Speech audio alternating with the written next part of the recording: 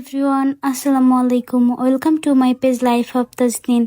আমার ছোট কিউট রান্নাঘরে আজ চিতই পিঠার আয়োজন করেছিলাম।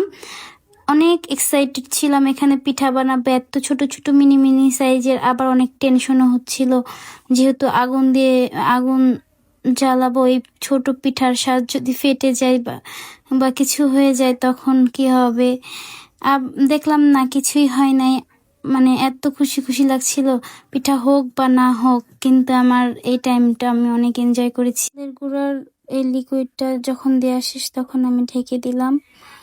আর ঢেকে দেওয়ার পরে একটা কাপড় দিয়ে আমি চারপাশটা একদম সিল করে দিচ্ছি, যেন না বেরোয় হাওয়া, ভেতরের হাওয়া যেন সুন্দর মতো হয়।